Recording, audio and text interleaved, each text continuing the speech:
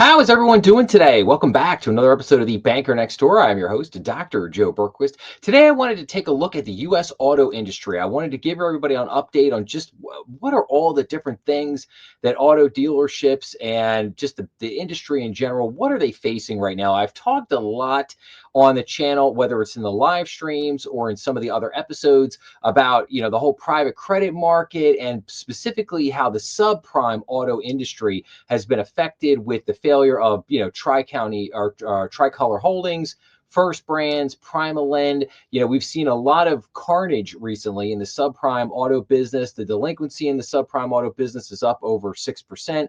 A lot of issues there, but I wanted to look at a number of articles here just to bring everybody, well, what else is happening in the auto business, as it were. So let's go through a bunch of things. So the first thing we have is we have the pullback and the EV space, the pullback in the electric vehicle space. So we've seen a pullback in the US, but now we're beginning to see this pullback not only in Europe, but also in China. So CCP's new 5-year plan sidelines electric vehicles after years of subsidy-driven expansion.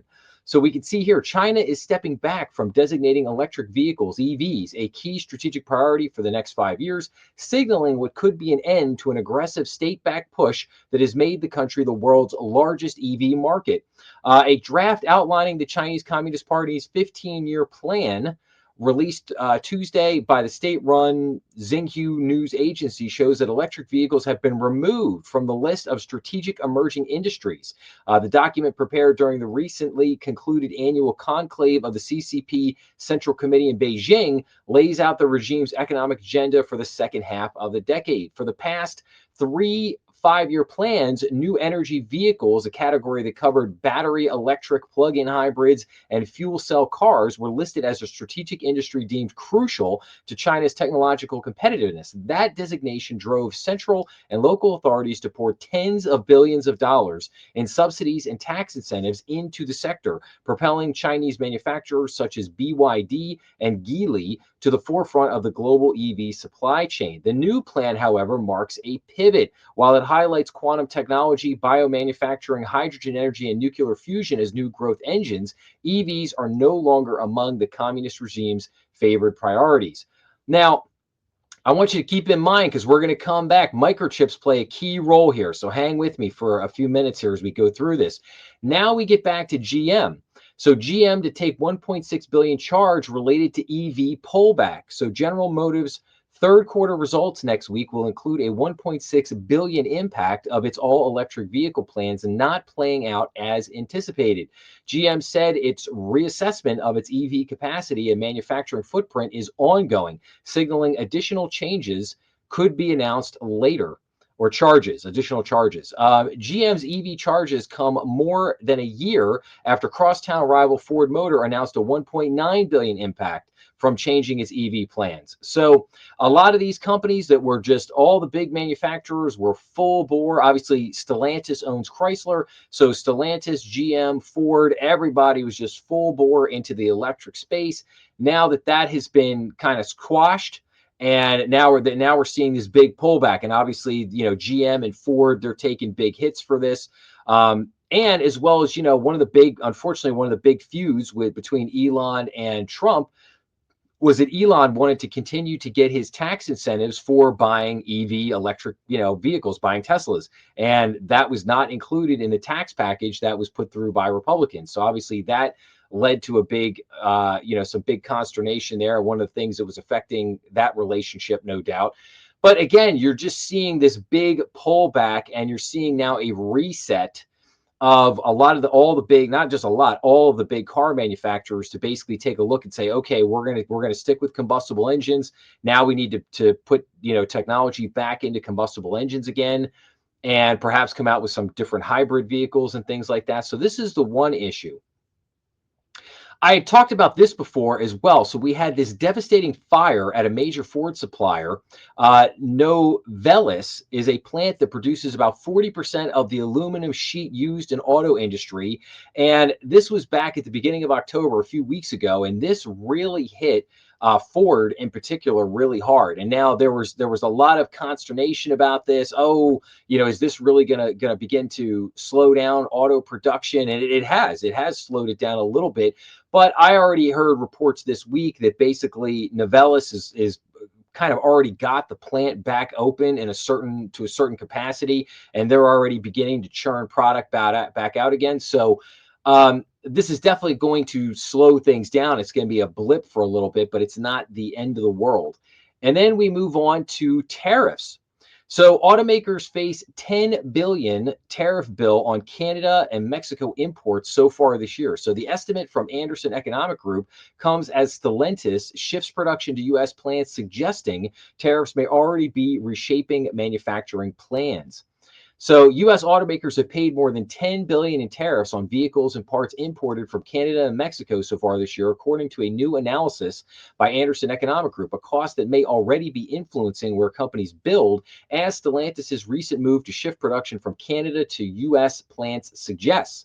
In an analysis released October 16th, Anderson Economic Group estimates that automakers incurred $6.45 billion in duties through July and projects the total will top 10.6 billion by the end of October, after accounting for missing data and unpublished corrections issued by the U.S. Census Bureau. Even this figure underestimates the total tariff cost, as it includes only the two major categories of motor vehicle imports and does not include any separate tariffs on steel and aluminum, nor inputs from Europe and Asia. So very interesting here. I think you've got to look at this and you say, okay, and this has affected car pricing in the United States, no doubt. Car prices have gone up about 0.8, 0.08% so far this year, which is not a ginormous increase, but it's not a tiny increase either. Now, but I think you have to look long term here, and you have to set the stage, and you have to remember something. If they make these auto parts, and if they build these vehicles here in the US, how much in tariffs do they pay? They pay zero. So in other words, ultimately, think about it like this: the government is trying to influence the behavior of these major car manufacturers to bring production back to the United States, and they're using tariffs as a way to do that. But you also have to keep in mind, because a lot of people will go to, well, but how are these companies going to do it? Because it costs so much more to produce it because of the wages that have to be paid to American workers. Yes, very true. But, tariffs can be used offensively, and they can also be used defensively. So in other words, when you put tariffs on Japan and China like we have, it then levels the playing field in terms of what you have to pay people. So yeah, they may be paying their people less, but then they have to pay the tariff to get the vehicle into the country, which levels out the cost of the vehicle ultimately at the end of the day. Like, in other words, if the US, if they make an SUV for 60 and China's like, oh, well, we make it for 30, but then they get hit with a tariff that causes the vehicle to be 60. So now it's 60/60 at the end of the day. Well, there you go. So again, we want this manufacturing to come back to the United States because it's going to create jobs here. But however, in the short term, in the interim, it's going to create pain. Now, I'm going to go one step further with everybody. I'm going to ask everybody another question here. So you might be sitting there saying, well, wait a minute. How are they going to do this? They don't have like the facilities. They don't have the employees and stuff like that. I would tell everybody that if you, and people from Detroit, if anybody out there listening from Detroit or Michigan area, there is so many defunct former auto manufacturing buildings there in Detroit. And the history, if you look back at the 100+ year history of Ford and GM, it tells us that these companies can move mountains when they want to. Okay, so if they're incentivized and they want to do this, they will make it happen here in the US. They will go and buy a whole bunch of defunct buildings, refurbish them, fix them up real quick, and get out and get rolling. They don't need to build, I don't believe they need to build all new state-of-the-art buildings for this. I think they can find a lot of buildings that are already sitting there vacant and dilapidated, and they can spend some money, fix them up real quick, and get them back rocking and rolling real quick. And a matter of fact, I already saw some information related to that. I mean, Stellantis, that's basically what Stellantis is doing. GM is doing a little bit of that right now. So, we'll see what's going. So far we have the pullback on EVs. We had the Novelis with the aluminum manufacturing. Now we had the tariffs. So now we're going to get into a couple other things. So underwater car trade-ins are at a 4-year high. What that means when buying a new vehicle. So about 26.6% of trade-ins toward new car purchases had negative equity in the second quarter of 2025, according to Edmunds. That is up from 26.1% in the first quarter of the year. Being underwater, i.e., upside down, or having negative equity on a car loan is when someone owes more on the auto loan than what the vehicle is worth. Now, why might that be happening? Well, cars have gotten a lot more expensive, and in the last few years, you've had to push out the amortization on a lot of these loans. So instead of financing for a car for 3 to 5 years, a lot of people have been pushing it out 6 years, 7 years in order to be able to afford the car payment. So now they have the car for 3, 4 years, and now it's time to trade it in, and it's like, guess what? You're still negative. You need to basically own that car now for probably 5 years at a minimum before you get back to a point where you even have a little bit of equity in the vehicle. So that could be one of the reasons as to why that is happening. And it just says here, more drivers across the country are underwater or upside down on their auto loans, meaning they owe more money than the car is worth, and that's costing them when it comes to buy a new car. Now let's take another thing. So why the rich are propping up car sales. So car prices are still hovering near all-time highs, but one of the main reasons is that automakers are stacking their lineups with high-end vehicles. As of August, the share of new cars sold over 50,000 was almost double what it was in 2019, according to Cox Automotive. There were about 33 models for sale with a manufacturer's suggested retail price, or MSRP, above 100,000, and 18 that were below 30,000. So I'm actually shocked that they have 18 models that are below 30,000. Wealthier customers have been boosted by rising house values, stock market returns, and favorable credit, while lower and middle income buyers find themselves locked out. We either need a much more viable, low-cost alternative, or something needs to happen in the financial markets that really loosens the availability for those buyers to purchase, says Aaron Keating, executive analyst at Cox Automotive. Meanwhile, companies are growing ever more reliant on a smaller share of consumers for sales. If that bubble bursts, that has pretty dramatic implications across the country, said John Lear, chief economist at Morning Consult. So many companies have become so focused on catering to the demand of those high income consumers. So again, and I would tell you, if you go back to just, 2017, 2018, 2019, I would say that, or even get, let's take it back 10 years. Let's say 10 years. Let's go back 10 years, right?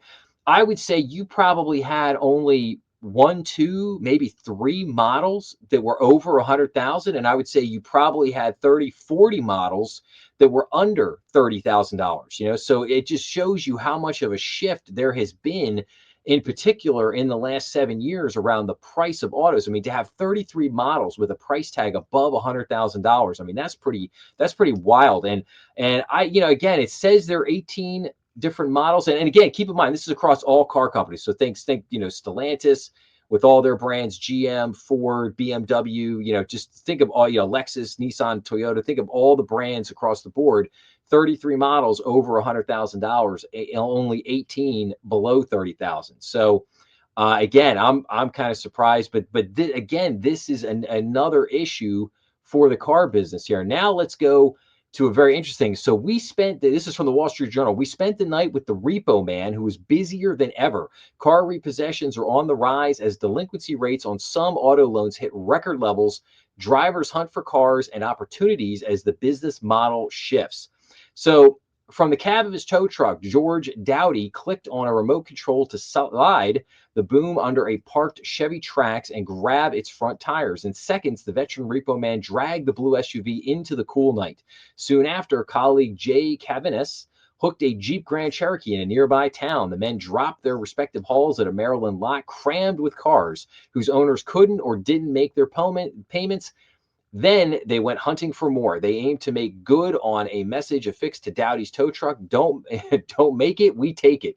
Lately, there's plenty for the taking as some car loan delinquency rates reach record highs. An estimated 1.73 million vehicles were repossessed last year, the most since recession-racked 2009, according to automotive service business Cox Automotive. There are signs the surge continues. This year's repo volume at Cox Mannheim Auctions unit was up 12% through the end of September compared with the same period last year. It's like history repeating itself, said Detroit repossessor George Badine, president of Allied Finance Adjusters, a trade group. Pandemic-era consumer protections left the repossession industry idle. Now, he said, companies are making money because of the volume. It's so big. You're in a target-rich environment. The catch: volume is more crucial than ever. Middlemen known as forwarders are increasingly hired by lenders to oversee the repossession process, pushing the companies that actually find and recover cars farther down the food chain, shrinking their profit margins. So this is very, very interesting. So, and again, I didn't want to go down the whole rabbit hole here with this particular article because I've got some bigger things to get to here in a second. But I just wanted to point this out because it goes in with what's going on with the subprime auto market right now and how you're seeing this massive amount of delinquency in the subprime auto market. And it's not good. It's just continuing to go up. And we're going to see, we're undoubtedly going to see more, carnage in this part of the market for sure. Now, here's the really big, interesting one. These are my last couple articles here on this big story here as far as it relates to microchips and cars. So this very interesting thing happened. The Dutch government seized control of a Chinese-owned chip maker called Nexperia. The intervention gives the government the power to reverse or block management decisions it seems as harmful. So the Netherlands government announced on October 12th that it is taking control of a Dutch chip maker over concerns about the potential transfer of crucial technology to its Chinese parent company. Nexperia, which manufactures semiconductors for cars and consumer electronics, is owned by Jiaxing-based Wingtech, which is partially owned by the CCP. Now, okay, so they took control of this company, which provides microchips to the auto industry. Now, the Dutch seizure of Nexperia signals Europe's shift on Chinese tech investments. Experts say the Netherlands' unprecedented move against a Chinese-owned chip maker signals a new Cold War-style approach to technology control.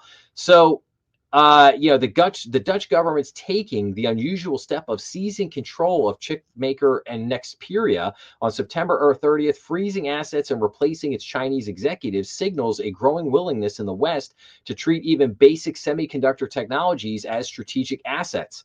The intervention, which cited a Cold War-era law, has become a defining moment in Europe's effort to protect its technological sovereignty from China. Nexperia was acquired in 2019 by Chinese company Wingtech, which is partly controlled by the CCP and has been blacklisted by the United States. So, so again, we're seeing this very interesting thing play out here over in the Netherlands. Now, what does this mean for the auto industry here at home? Well, so the auto industry is panicked about another potential chip shortage. Chinese-owned chip maker Nexperia has told suppliers it won't ship product after the Dutch government took control of the company.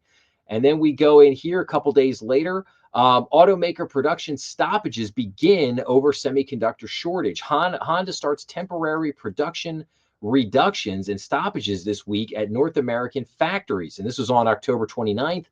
Automakers are growing increasingly anxious about a shortage of simple microchips causing production disruptions, which started this week at Honda. Plants in North America and are expected to spread around the world.